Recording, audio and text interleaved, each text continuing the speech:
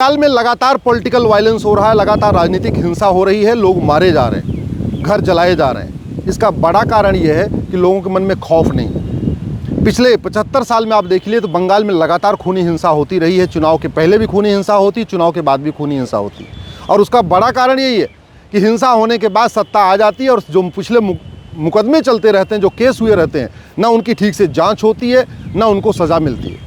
75 साल में हज़ारों की संख्या में लोग मारे गए बंगाल में, लेकिन किसी की भी न प्रॉपर्टी जब्त हुई, न किसी की नागरिकता ख़त्म हुई, न किसी को आजीवन कारावास फांसी हुआ। कल जिस तरीके से बंगाल में लगातार हिंसा हुई है, घर जलाए गए हैं, वो इसीलिए हो रहा है क्योंकि मन में खौफ नहीं है, डर नहीं है। सांसद विधायक बदलने से मन में खौफ नहीं होता, सरकार बदलने से मन में खौफ नहीं होता। मन में खौफ तब होता है जब नियम कानून बदला जाए और कठोर दंड दिया जाए, और दंड भी अपराध करने के साल भर के अंदर दिया जाए। चीन में कभी हिंसा नहीं होती, सिंगापुर में कभी हिंसा नहीं होती, जापान में भी चुनाव होता है, वहाँ तो हिंसा नहीं होती, अमेरिका में चुनाव होता है, वहाँ इतनी हिंसा नहीं होती है, रूस में भी चुनाव होता है, बहुत सारे देशों में चुनाव होता है, वहाँ ऐसी हिंसा नहीं होती, लेकिन भारत में होती है। क्यों? क्योंकि यहाँ हिंसा करने के बाद सरकार आती है, जो सरकार आती है वो अपने अपने तरीके से उसकी जांच करवाती है, मुकदमा ठंडे बिस्ते में रहता है, और चूंकि भय नहीं है, कोई कानून का खौफ नहीं रहता, गवाह आते नहीं तो लोग सबूत के अभाव में छूट जाते हैं। इसलिए मैं कह रहा हूँ, अगर भारत को सुरक्षित बनाना है, अपराध खत्म करना है, तो सबसे पहले नार्को पॉलीग्राफ ब्रेन मैपिंग कानून बनाना पड़ेगा। और जो हिंसा पैसे के लिए की जाती है उसमें 100% प्रॉपर्टी जब्त करने, नागरिकता खत्म करने और साल भर के अंदर आजीवन कारावास फांसी देने के लिए कानून बनाना पड़ेगा। ये बंगाल में जो भी हिंसा हो रही है सब राजनीतिक हिंसा है। ये सांसदों के इशारे पे होती है, विधायकों के इशारे पे होती है, पार्षदों के इशारे पे होती है, प्रधानों के इशारे पे होती है। जितनी भी हिंसा होती है इसमें कहीं न कहीं डायरेक्टली इनडायरेक्टली पार्षद, प्रधान, सांसद, विधायक, वर्तमान या भूतपूर्व कोई न कोई या कोई नेता, कोई ब्लॉक प्रमुख इसमें इन्वॉल्व रहता है। तो हिंसा तब रुकेगी जब केवल हिंसा करने वालों को सज़ा नहीं होगी, बल्कि हिंसा करने वालों को उकसाने वालों को भी सज़ा होगी।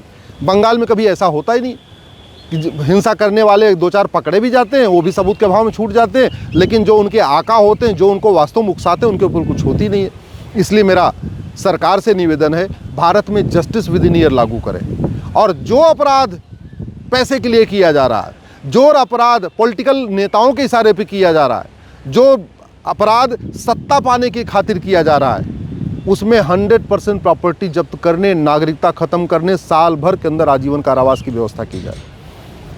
पूरा का पूरा जो हिंसा होती है सत्ता की खातिर होती है, और सत्ता के लिए इसलिए हिंसा की जाती है क्योंकि सत्ता में बहुत पैसा है, भ्रष्टाचार है। पार्षद बनते ही, प्रधान बनते ही जिसके पास स्कूटर नहीं होती उसके पास फॉर्चूनर आ जाती है। विधायक बनते ही, सांसद बनते ही जिसके पास 2 करोड़ भी नहीं होता वो 200 करोड़ का मालिक हो जाता है। तो जब तक यहाँ भ्रष्टाचार खिलाफ कठोर कानून नहीं बनेगा, जब तक भ्रष्टाचार नहीं रुकेगा, तब तक लोग सत्ता की खातिर कुछ भी करेंगे। दूसरों का घर जलवाएंगे, दूसरों का आगजनी करवाएंगे, दलित बनाम सवर्ण करेंगे, अगड़ा पिछड़े को लड़ाएंगे, ब्राह्मणों को लड़ाते रहेंगे, सब कुछ करते रहेंगे।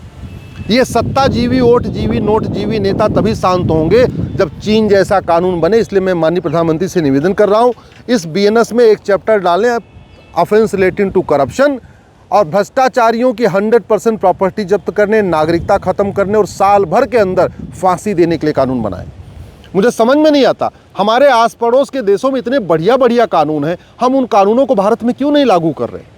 चीन में भ्रष्टाचारियों की 100% प्रॉपर्टी जब्त होती है, नागरिकता खत्म होती है और फांसी होती है। ऐसा कानून हम क्यों नहीं बना रहे? सिंगापुर में जो नशा बनाते हैं, ड्रग बनाते हैं, ड्रग बेचते हैं, ड्रग पेडलर हैं, ड्रग के डीलर हैं, ड्रग के होलसेलर हैं, उनकी 100% प्रॉपर्टी जब्त होती है, उनकी सिटीजनशिप खत्म होती है, उनको फांसी दी जाती है। ऐसा कानून हम क्यों नहीं बना रहे? इजराइल में घुसपैठियों को और उनके मददगारों को 1 साल के अंदर आजीवन कारावास दिया जाता है, उनकी प्रॉपर्टी जब्त की जाती है। ऐसा कानून हम क्यों नहीं बना रहे? दुनिया के कई देशों में, अमेरिका में अच्छे कानून हैं।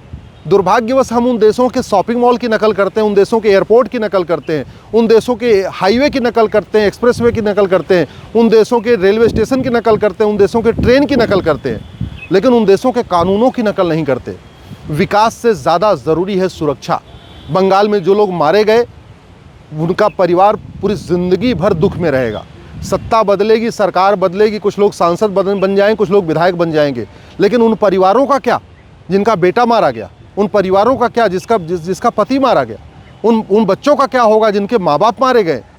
भारत को सुरक्षित बनाने के लिए सबसे पहले आवश्यकता है भारत में पुलिस रिफॉर्म हो, जुडिशल रिफॉर्म हो, एडमिनिस्ट्रेटिव रिफॉर्म हो, भ्रष्टाचार के खिलाफ कठोर कानून बने, नार्को पॉलीग्राफ ब्रेन मैपिंग के लिए कानून हो और कठोर दंड हो, तब जाके ये हिंसा रुकेगी। नहीं तो कभी केरल में हिंसा होगी, कभी बंगाल में हिंसा होगी, कभी कश्मीर में हिंसा होगी, कभी पंजाब में हिंसा होगी। भारत में हिंसा रोकना संभव है और मैं कहता हूं 90% भ्रष्टाचार और 90% अपराध 1 साल के अंदर खत्म हो जाएगा अगर कठोर दंड हो, कठोर कानून हो और